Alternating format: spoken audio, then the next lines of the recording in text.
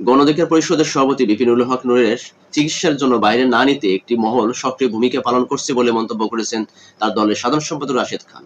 তিনি গতকাল Dhaka medical college বাগান গেটের সামনে একটি সংবাদ সম্মেলনে কথা বলেন যে বিপিনুল হকের শারীরিক অবস্থা এখন আশঙ্কা মুক্ত নয়। তাকে উন্নত চিকিৎসার জন্য দেশের বাইরে নেওয়ার কথা ছিল সরকারের পক্ষ থেকে, কিন্তু কেন যেন সরকার ঘুষিমসি করছে এবং কোনো একটি মহল তার চিকিৎসার জন্য বাইরে না নিতে তাকে সক্রিয় ভূমিকা পালন করছে। এই অবস্থা চলতে থাকলে বিপিনুল হকের শারীরিক অবস্থা আরো জটিল হয়ে পড়বে। তিনি বলছেন যে বিপিনুল হকের শারীরিক যে অবস্থা তার তিনি শর্ট টাইম মেমোরি লস করছে, অর্থাৎ যে কোনো বিষয় তিনি কোনো কিছু মনে রাখতে পারছেন না। ২ ঘন্টা আগে যদি ওষুধ খায় সেই ওষুধ খাওয়ার কথা তিনি মনে রাখতে পারছেন না, অথবা কথা বলতে, বলতে তিনি ঘুমিয়ে যাচ্ছেন। দাঁড়াতে পারছে না, ঠিকমতো পায়ের উপর ভর দিতে পারছে না। তার যে বর্তমান যে পরিস্থিতি এই পর্যালোচনা করলে তার অবস্থা আরো আশঙ্কা যুক্ত হইতে পারে বা তার অবস্থার অবনতি আরো করতে পারে। তো এই অবস্থা চলতে থাকলে হয়তোবা আমরা বিপিনুরকে আমরা হারিয়ে ফেলতে পারি।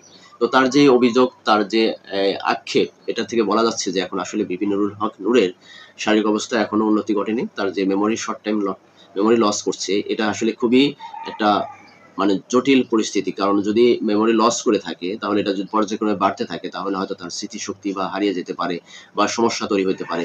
তো আসলে শর্ট টাইম মেমোরি লসের মাধ্য দিয়ে কিন্তু উন্নত চিকিৎসা যদি না করা হয় তাহলে লং টাইম শর্ট মেমোরি দিকে চলে যেতে পারে, লসের দিকে চলে যেতে পারে। তো এই বিষয়গুলো আসলে মাথায় রেখে সরকারের উচিত এই মুহূর্তে বিপিনুল হক নূরকে বিদেশে পাঠানো উচিত। এবং যদি কোনো মহল বা কোনো চক্র যদি এই ব্যাপারে যদি গড়িমসি করে বা তাকে বাইরে নিয়ে আনার জন্য যদি এরকম পরামর্শ দিয়ে থাকে, আমার মনে হয় যে সেগুলো উপেক্ষা করে এই নুরুল হকের চিকিৎসার জন্য দেশের বাইরে নেওয়া উচিত অনতিবিলম্বে। কারণ এই বিপিনুল হক নূর হচ্ছে সেই ব্যক্তি যিনি দেশের প্রত্যেকটা ক্রাইসিস মোমেন্টে তিনি প্রতিবাদ করেন। তার রাজনৈতিক ক্যারিয়ার নিয়ে, রাজনৈতিক বিভিন্ন কিছু নিয়ে আলোচনা আছে, সমালোচনা আছে। কিন্তু আমরা যে বিষয়গুলো লক্ষ্য করি সেটা হচ্ছে যে যখন দেশের ক্রাইসিস কোনো মোমেন্টে আসে, দেশের ক্রাইসিস পয়েন্টে এসে তিনি দেশের পক্ষ থেকে দেশের সাধারণ জনগণের পক্ষে তিনি কথা বলেন। সেটা সরকারের বিপক্ষে যাক বা না যাক সেটা দেখার বিষয় তার না।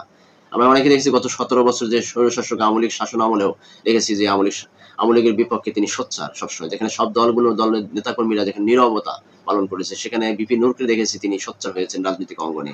হয়তো এটা নিয়ে তার অনেক মতামত থাকতে পারে, অনেক বিতর্ক থাকতে পারে তার রাজনৈতিক ক্যারিয়ার নিয়ে। কিন্তু কিন্তু বিষয়টা হচ্ছে যে তিনি যে দুঃসময়ে জনগণের পাশে থাকে, দেশের দুঃসময়ে, দেশের ক্রাইসিস মোমেন্টে যে দেশের মানুষের পাশে দাঁড়াইতে পারে, এটাই হচ্ছে সবচেয়ে ভালো ভালো দিক তার।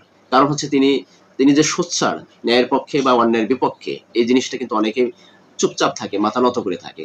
নিজের পরিস্থিতি বিবেচনা করে তারা কিন্তু অনেকে চুপচাপ থাকে। এই যে জাতীয় পার্টিকে নিয়ে যে লাস্ট অব্দি যে তিনি যে সোচ্চার হয়েছিলেন, এই ঘটনাটা যদি তার উপর দিয়ে না ঘটতো, হয়তো আজকে জাতীয় পার্টির যে চরিত্র বা জাতীয় পার্টির যে তারা যে ভিতরে ভিতরে এত কিছু করে যাচ্ছে সেটা কিন্তু অনেকে বুঝতে পারতো না। জাতীয় পার্টি যে একটা সুন্দর একটা ষড়যন্ত্রে লিপ্ত ছিল যে বাংলাদেশে আওয়ামী লীগকে পুনর্বাসন করার জন্য তার দলের মধ্য দিয়ে তার মানে এই যে কারিকুলাম যে ক্যাটাগরি যে তিনি চালু করতেছিলেন যে আসলে নির্বাচনে যে ৩০০ আসনের ভিতরে তাকে আওয়ামী লীগ যারা ক্লিন ইমেজের লোক আছে তাদেরকে নমিনেশনের মধ্য দিয়ে তার জাতীয় পার্টি আবার আওয়ামী লীগকে ফিরিয়ে আনার যে একটা পরিকল্পনা ছিল সেটা কিন্তু বহিঃপ্রকাশ ঘটেছে। আমরা গতকাল একটি নেতার আওয়ামী লীগের যে কোর চেয়ারম্যান মোস্তাফিজুর রহমানের বক্তব্যের মধ্য দিয়ে কিন্তু আমরা সেটার পরিষ্কারভাবে বুঝতে পেরেছি। কিন্তু তিনি বলেছেন যে যারা জাতীয় আওয়ামী লীগের যারা ক্লিন ইমেজের লোক আছে তাদের নামে কোনো মামলা নেই, তাদের নামে কোনো অভিযোগ নেই, তারা ইচ্ছে করলে জাতীয় পার্টিতে যোগদান করে তাদেরকে নমিনেশন দেওয়া হবে।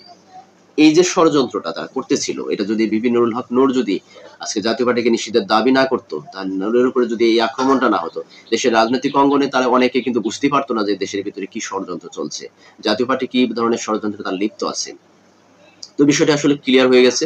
এখন অনেক রাজনৈতিক দলগুলো তারা বুঝতে পেরেছে জাতীয় পার্টি একটি ষড়যন্ত্রমূলক কাজের মধ্য দিয়ে আওয়ামী লীগকে পুনর্বাসনের আবার চেষ্টা করছে। তো এই অবস্থা যদি চলতে থাকে বাংলাদেশে, যদি মনে করেন যে রাজনৈতিক দলগুলো যদি তারা যদি নিজ নিজ জায়গা থেকে যদি তারা নিজেদের ভিতরে যদি আন্তরিকতা বা নিজেদের ভিতরে যদি তাদের ভুল বোঝাবুঝি দূর না করে যদি আবারও যদি তারা নিজেদের ভিতরে যদি দ্বন্দ্বে লিপ্ত থাকে, তাহলে সেই ফাঁক দিয়ে এই জাতীয় পার্টির মাধ্যমে সে নিষিদ্ধ আওয়ামী লীগ আবার পুনর্বাসন হবে, আর পুনর্গঠিত হবে, আবার সরকারে একটা ভালো অবস্থানে চলে আসবে। তারা বিরোধী দলের এমন এমন হতে পারে যে সংসদের বিরোধী দল পর্যন্ত গঠন করতে পারে তারা। তো এই যে ব্যাপারটা, এই ব্যাপারটা যদি পর্যবেক্ষণ কে করে দিয়েছে, আপনাদের চোখে আঙ্গুল দিয়ে দেখিয়ে দিয়েছে বিপিনুল হক নূর। আজকে তার শারীরিক অবস্থা অবনতি হওয়ার কারণে তার চিকিৎসার জন্য দেশের বাইরে পাঠানোর কথা ছিল, সরকারের পক্ষ থেকে গড়িমসি করা হচ্ছে। কেন যে গড়িমসি করা হচ্ছে, কোন দল বা কোন মত বিপিনুল হক নূরকে দেশ বিদেশে পাঠানোর ব্যাপারে তারা আহ সোচ্চার না পাঠানোর জন্য সোচ্চার বা তাকে না পাঠাইতে সরকারকে উৎসাহ দিচ্ছে, বা একটা চক্র কাজ করে যাচ্ছে যেন বিপিনুল হক নূরকে বিদেশের মাটিতে না পাঠানো হয় চিকিৎসার জন্য। কারণ তিনি দেশে চিকিৎসা করে যদি সুস্থ হয়ে আবার রাজপথে আসে, তাহলে আবার অনেক রাজনৈতিক দলদের মুখোশ উন্মোচিত হবে। এটাই স্বাভাবিক। এটা অনেকে ভাবতেছে যে বিপিনুল হক অসুস্থ আছে, অসুস্থ অবস্থায় পড়ে থাক। রাজনৈতিক অঙ্গনে যখন চলে আসবে আমাদের অনেকেরই আবার দেখা যাবে যে অনেকেরই ক্লিন ইমেজ গুলো নষ্ট হতে থাকবে। তো আজকে যদি বিপিনুল হক নূর জাতীয় পার্টির এই ব্যাপারটাকে নিয়ে যদি সোচ্চার না হতো, তাহলে রাজনীতির অঙ্গনে অনেক অন্ধকার ধোঁয়াশা নেমে আসতো, এটা বলার অপেক্ষা রাখে না। তো আমরা অবশ্যই বিপিনুল হকের নূরের সুস্থতা কামনা করছি এবং সরকারের কাছে আবেদন করছি সাধারণ জনগণ হিসেবে, যে তার উন্নত চিকিৎসার জন্য দেশের বাইরে নেওয়া হোক, তাকে উন্নত চিকিৎসা করে নিয়ে এসে তাকে সুস্থ হয়ে ফিরে আসুক আমাদের রাজনৈতিক অঙ্গনে। এটা আল্লাহর কাছে আমরা অবশ্যই দোয়া করব। তার মতো একজন প্রতিবাদী লোক আমাদের রাজনৈতিক অঙ্গনে দরকার আছে, কারণ তিনি ফিরে আসবে, এটা স্বাভাবিক ইনশাল্লাহ।